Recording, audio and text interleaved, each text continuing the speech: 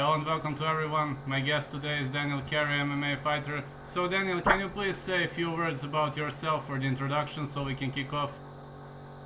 My name is Daniel Carey. I'm a professional mixed martial artist. I have a record of 7-4. Father of three. That's me. I wanted to ask you before we kick off with standard questions. How is hard to be a father of three and to train hard? Is it hard or is it very hard? Is it cool? Is it easy?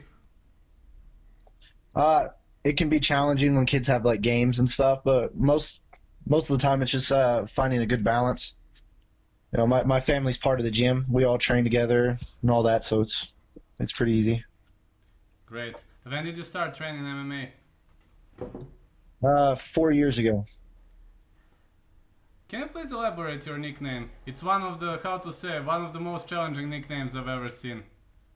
Yeah, scary. Yes? Um, my old coach before I moved nicknamed me that because at the time I would go to the gym at 7. Like I would work all night because I worked a night shift at a factory, and then as soon as I got off work, I'd go to the gym, get a 2-hour practice, get 4 hours of sleep, come back to the gym, work, go to work. Gym work, and he just said the work ethic was scary, and then it just stuck. Yeah, it was pretty much scary. Can you please talk about your coaches? Who's coaching you right now? Brian Foster. Only Brian. I'm sorry. Only Brian. Brian, and then Mark Fiore's also been stepping in and coaching a little bit here and there.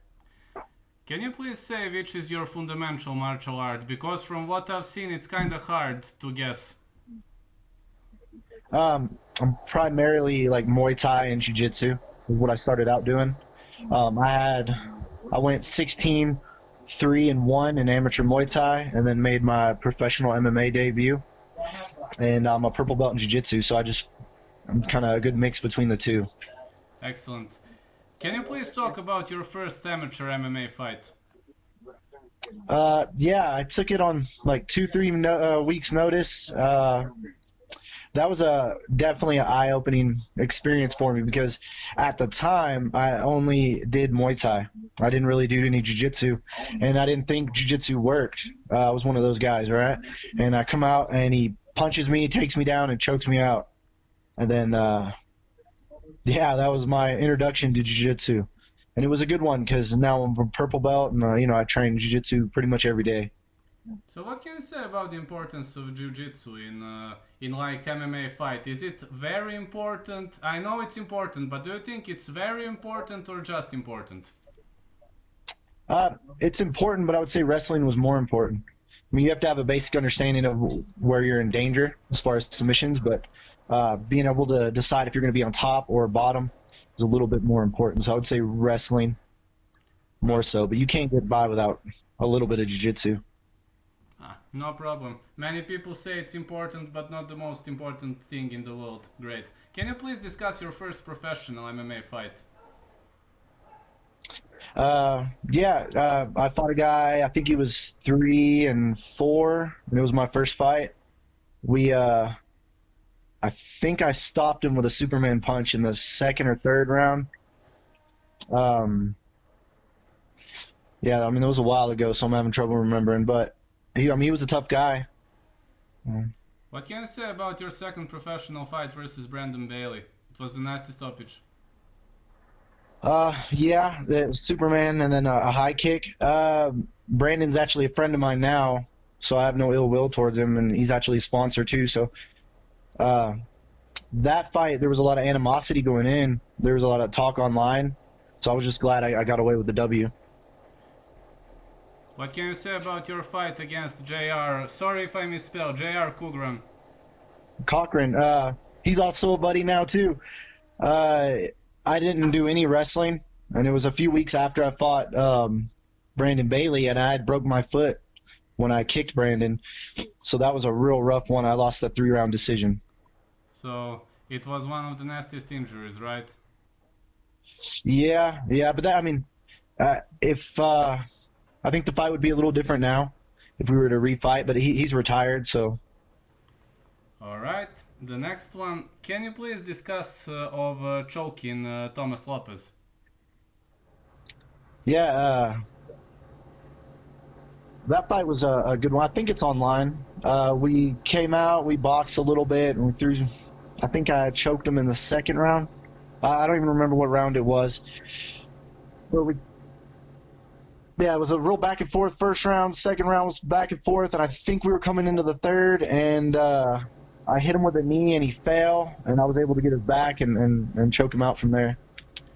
Can you please discuss your first Bellator fight?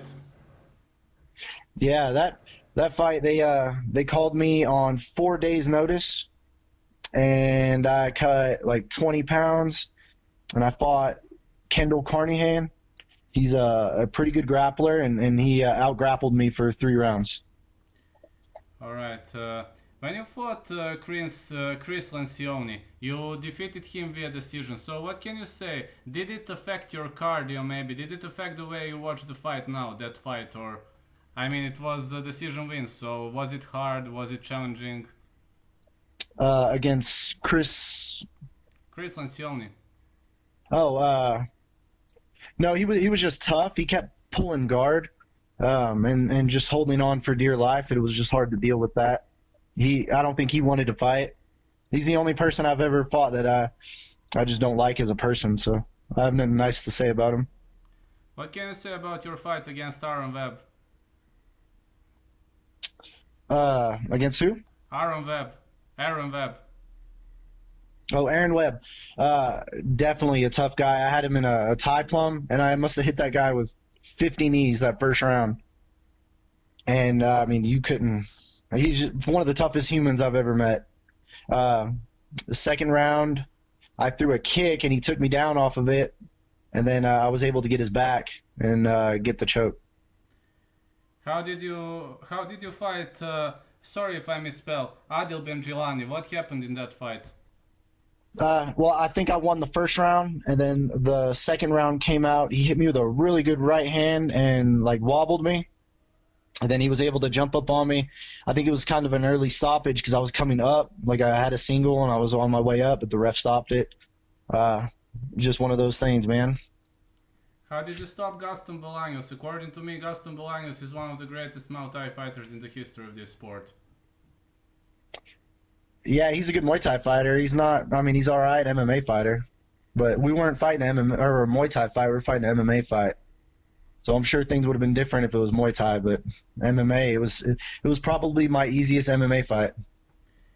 What can you say about fight against Aaron Pico? Many people said that Aaron Pico is kind of overrated. Is it true or not?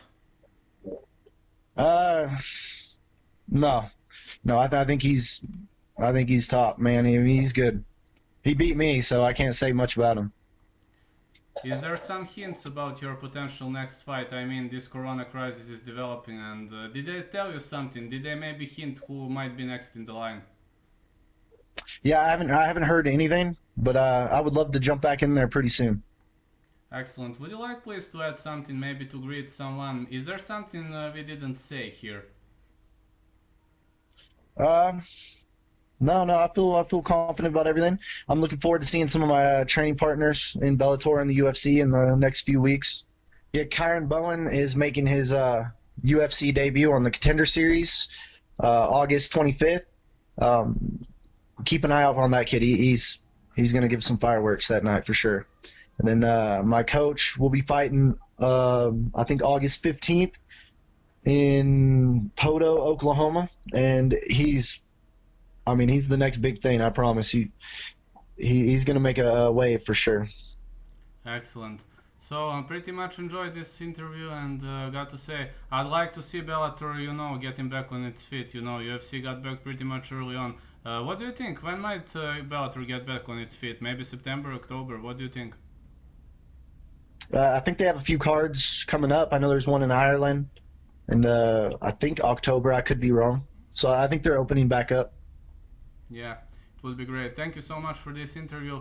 I will share it. I will make a video maybe in 2-3 hours. I will share it and send it to you. Okay? Okay. Thank you. Okay. I just need to edit the video, because Connection Snap just need to edit the video, and I will make it. Thank you so much Yes, for sir. this. In 2-3 hours I will send you. Thank you so much. Thank you.